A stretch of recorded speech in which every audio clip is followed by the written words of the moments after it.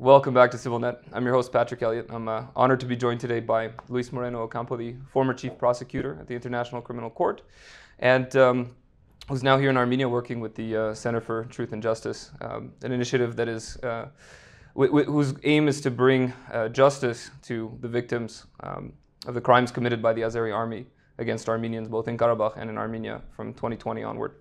Mr. Ocampo, thank you for joining us today. No, it's great to be in Armenia. It's so interesting. Let's start from the beginning. I want to talk about the term genocide itself. It's a very misunderstood term, both by the Turkish and Azeri deniers of both Armenian genocides, and even Armenians themselves. There seems to be a lot of debate around whether it's numbers, it's massacres, it's intent. So tell us about the legal aspect of genocide. What does it entail? You know, genocide was a war invented in 1944. It's interesting to see how one individual could change things. It's one guy called Raphael Lemkin. He decided, he was impressed by the Armenian genocide, and he was Jew, his family was lost, and then he decided to stop crimes against people. And then he invented the word genocide and decided his mission in life will be to, states from all over the world will adopt a global law to protect people. That was his crazy idea, and he succeeded. In 4 years, the Genocide Convention was adopted. From those days, it's the crime of the crimes because it's connected with the Holocaust, where more than 6 million Jews were killed. And people connect, and because Armenian genocide was the other obvious case, people are thinking massive murder. That is true. Genocide Convention 2A is massive killings. But there are other forms that require no killing. In particular, Article 2C established one form of genocide that requires no victim. And the form is inflicting conditions to destroy a group with intention to destroy the group. That is a genocide 2C. And when my friends ask me about the Lachin corridor blockade, I said, I read a decision of the International Court of Justice in a case about discrimination, but they were very clear. They asked Mr. Aliyev, open the Lachin corridor, because if not, this ethnic group will die. That's what they say. And interestingly, Aliyev refused. And it's worse, after he received the instructions, he put a barricade and stopped the flow. And that's why, for me, it was this is brutal case of genocide to Z. No killing, no one murder. And the worst thing is, in September, the attack is another form of genocide. Not so many people were killed, but 120,000 people escaped. And Article 2B is creating mental harm. Mental harm is fear, and this fear, these people escaping, leaving everything behind them, is exactly the genocide 2B. That's why, for me, it's obvious that. Of course, for lawyers, they're thinking in court how to convict someone, is complicating things. For me, the importance is the following. The Genocide Convention establishes a duty, Article 1, to prevent, and there are 153 state parties with the duty to prevent. So we need them active, preventing the genocide. Today, there are 23 victims of genocide in Baku prisons. So Azerbaijan took the leaders of Nagorno-Karabakh and put them in jail, cutting the head of the community. Exactly the method used in 1915 by the Turks. They killed first the elite. And that's why keeping them on jail is continuing the genocide. They are now, they put in this condition, it was full of fear, and we need to release them because they commit a crime. These people are hostages. Why they are hostages? Because they are in jail to send a message to the Nagorno-Karabakh people. If you come back, you will be persecuted, incarcerated, or killed. You mentioned the duty to prevent. Yes.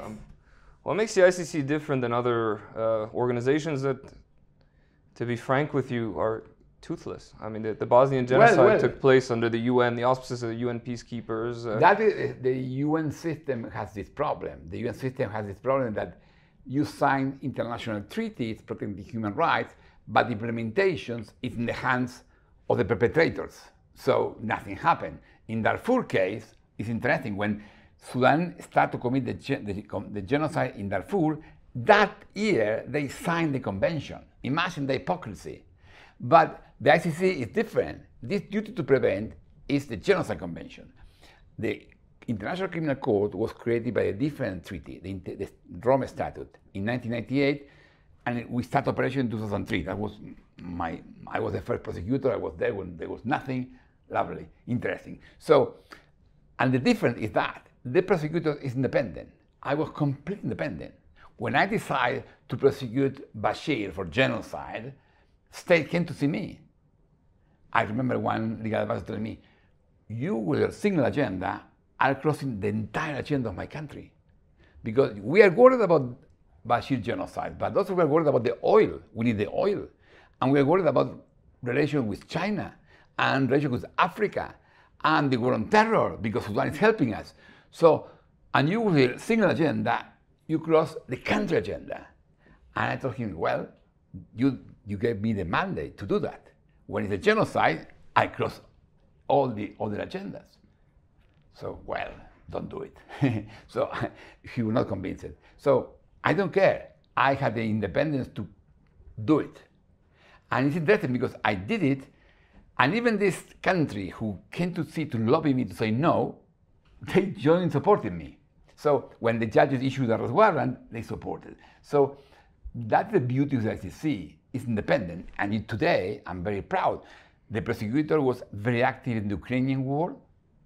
Western countries were in favor, so he indicted Mr. Putin. But now, in the Palestinian-Israel case, Western countries were not in favor, and he did the prosecution. He requested arrest warrant against Hamas people and Netanyahu and Gallant. So it's the only institution. It's the only 911. That's why people in Armenia are saying, why is not intervening? And you know what? People in Venezuela is saying exactly the same. How is possible President Maduro stole the election and the prosecutor is putting 2,000 people in jail? And the prosecutor is not working. So it's like only 911, the only place to call when this type of crimes. Well, what mandate does it have to interfere and pursue justice? I mean, you mentioned Putin, for example, even Netanyahu. Respectfully, these men are still roaming free, and so far, especially for Netanyahu, I'm not particularly hopeful he's going to be dragged in chains into a prison. Netanyahu is the arrest warrant had to be issued by the court, by the judges. The prosecutor just requested, but Netanyahu, come on, is worried about nothing except the ICC. Netanyahu was talking about the ICC. It's outrageous. He was looking for support. Germany, Europe, US. And US is supportive, and I think it's a problem for US, because US requests Netanyahu, you can defend Israel, but respect international law. Okay, now independent court is saying his aspect of war crimes, and an obvious case, because the case presented on Netanyahu is about the siege, and the siege is obvious. Okay, so the prosecutor is doing his right thing. So the problem is not the prosecutor. The problem is, last year was 75th anniversary of the Genocide Convention, and the special advisor on genocide alert that there are six ongoing genocides. And Nagorno-Karabakh, one of them. So that's a shame. It's not the prosecutor not working. It's states are using now genocide to manage problems. So you're saying we're entering an age of a return to mass violence to solve problems? Totally. Since I think it's escalation, Afghanistan war, because the reaction to Bin Laden attack was wrong. Instead to do justice and prosecute him and arrest him, we do a war for 20 years and US lost the war. Iraq is wrong. Iraq was invaded with no reason, and it's still valid. The authorization of the US Congress to keep using the armed forces in Iraq is still valid. And in 2020, President Trump killed one Iranian general using that authorization. killing people with no court, with no judge decision. And then we have Ukrainian war, and we have the Armenian genocide, and then we have the Hamas attack against Israelis and the Israeli wrong response. So that's the problem. And then you have Darfur genocide still ongoing, you have Tigray, and you have Rohingya. So all this is happening, and we have to stop it. That's why, for me, I'm very active in Armenia, because I feel Armenia is a test for civilization. It's not just Armenians at risk. Civilization is at risk here, because Armenia is a case, first, very well known. Everyone knows Armenia was a victim of genocide in 1915, and I could not believe that would be a new genocide, and it's happening. But Armenia is not attacking. In the Palestine-Israel situation, they are Hamas attacking Israelis, and the Israelis Armenia now is not attacking. So that's why it's such a clear-cut case, that in this case, if Armenians are not protected by law, we have no future. War is the future, and war in nuclear time is devastation. It's a Fortnite. You know Fortnite game? Fortnite is a game with the winner kill all the others. Okay, we are in a Fortnite situation. Well, that's not making me feel very hopeful. No, the hope is here. The hope is to fight, to protect, not to close our eyes. The hope is we have chance to protect Armenians, Nagorno-Karabakh, and the beauty of the Armenians is there is a global Armenian community around the world. We are doing a social media campaign to free the Armenian hostages, and there are people from 30 different countries participating. I was in a school, in a high school in Buenos Aires, Armenian high school. All the kids knows about Artsakh, Azerbaijan, the conflict. So the Armenians are global, and that's why they have a chance, because the Tigray, for instance, are in Ethiopia. No one will take care of them. Armenians are different, so Armenians could not just help to save Armenians, Armenians will help to save civilization. That's what we are doing here. Respectfully, Mr. Ocampo, I think we mentioned the word hope. There's not much of it left in Armenia. I have to give, even a modicum of tilt my hat to our enemy next door, because their victory is complete. They got rid of the Armenian problem. They did it in a way where they face zero consequences. Aliyev is stronger than he's ever been. He's threatening the borders of the state, the Republic of Armenia. The people from Artsakh have been successfully ethnically cleansed, a place where Armenians have lived for 3,000 years continually, where our alphabet comes from. The existence of Armenians there have been stamped out indefinitely. I honestly feel, as someone who's coming from Canada, it just feels like the Native Americans in their the way that they're put in these reserves at this point, this small dwindling number that will eventually, just like my family, we still say, we're from Gürün, we're from Sivas, or Armenians will say I'm from Van, provinces of Turkey, where we haven't been 120 years, I think in 100 years. We're going to hear the same thing. I'm from Stepanakert, I'm from Hadrut, I'm from so on. If we're not improving this, we'll not be 100 years. The world will explode before. If we let this war model to keep expanding, we are dead. That's why this is the moment to be active. And if you see the history of Armenians, they lost many battles, but they are still here. They are very resilient, and we need to learn that. I don't know if you know who is Ben Ferenc, a neural prosecutor who died 103 years, a few years ago, and he always had 3 advice. Never give up, never give up, never give up. Because, look, in Argentina, we prosecuted generals. I was thinking that we transform Argentina into Sweden. No, Argentina is still a mess, but it's no more a dictatorship. So we won a round, we lose the next, and when you are working for protecting right, you never win, because there will be a new right affected. So you never win, and you lose the day you give up. That's why never give up, never give up, never give up. That's the mantra. And here, what I see is the Armenia is at risk, as you say. I was in the south of Armenia watching Azerbaijan forces in the top of the mountains watching Armenia. Nagorno-Karabakh is removed, and there are 22 Armenian hostages in jail. And each of them are connected to protect Nagorno-Karabakh, we had to free the Armenian hostages. And to protect Armenia, we had to protect Nagorno-Karabakh. So the plan from outside is to protect all of them. And that's what you do. And there are opportunities. In November, in 2 months, there will be a meeting on climate change in Baku. Very important meeting. Therefore, if the Nagorno-Karabakh problem is ignored and no one talks about that, it's the end of Nagorno-Karabakh.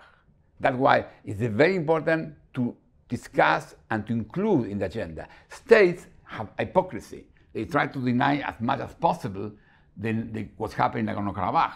An ambassador told me the other day, oh, the matter is solved, badly solved, but solved. No, it's not solved. It's a genocide that they have the right to return. Azerbaijan recognized the right to return, we have to implement it. So we have to keep working. Don't give up, never. Well, I think this is a good place to ask about your initiative for COP29. I know that there's something brewing. Can you tell us a little bit about it? Because what I saw is exactly your reaction. The similar depressive, oh, we lost. No, I was invited in April to go to, I went to Lebanon. I went to Lebanon, crossing Israel missiles to going to Iran.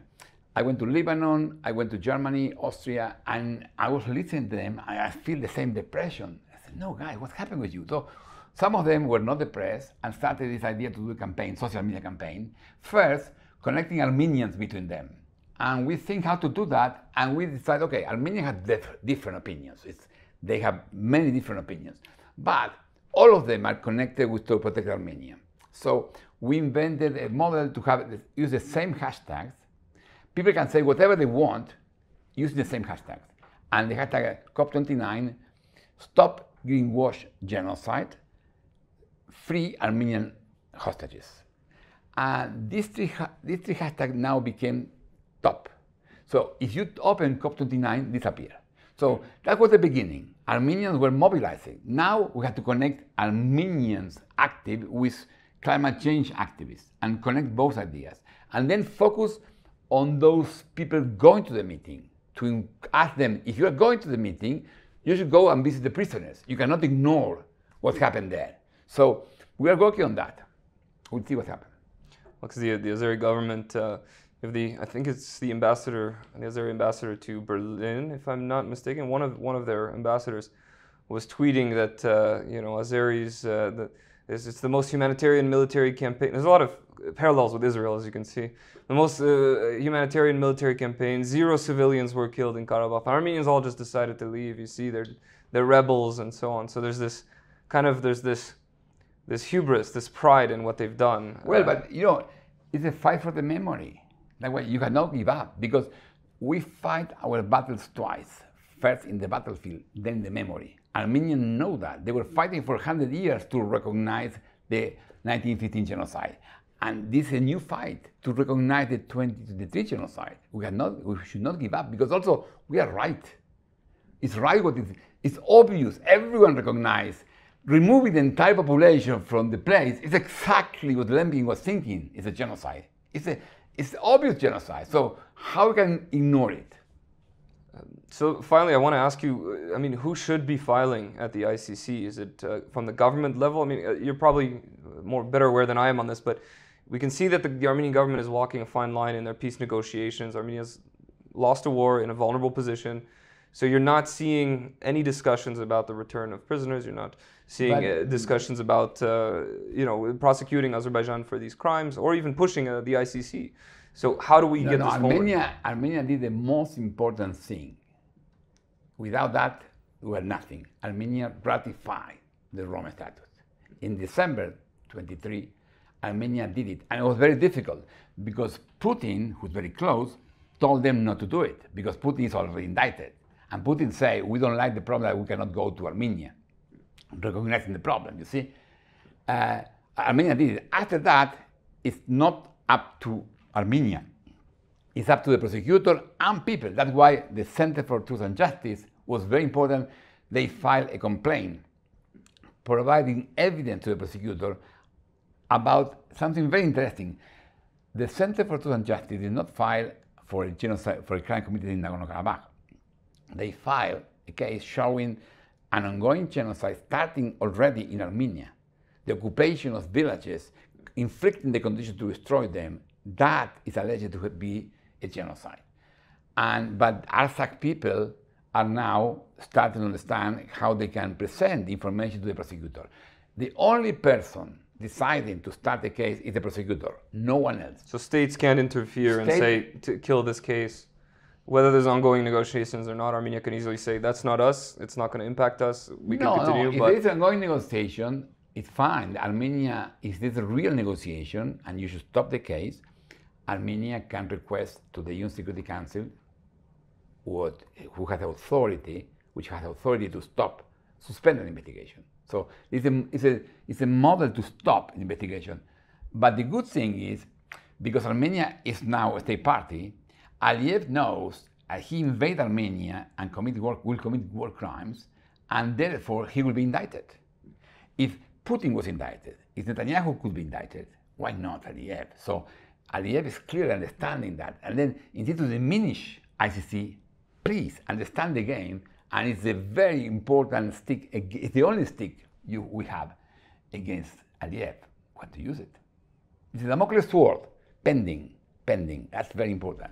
I saw that, look, in my time, they got in arrest warrant against Bashir, who was removed as in jail, Gaddafi was killed, and Gbagbo from Ivory Coast, who spent 9 years in jail after he was acquitted, but he spent 9 years in jail.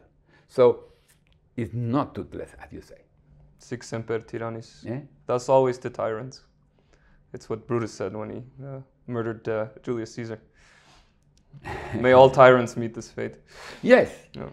but we need to keep working No. and not stopping because we don't like something that happened. No. Yes, Canada is different. Canada is much nicer organized, but in the rest of the world, it's much more complicated. And the world is more like Argentina or Armenia, like Canada, okay? So we need the stamina of Armenians. Armenians were fighting for survival all their life. We have to keep fighting. It's a good place to stop. Mr. Ocampo, thank you so much for joining us. This was an enlightening, really enlightening conversation. Thank you for inviting me. Thanks again for watching CivilNet.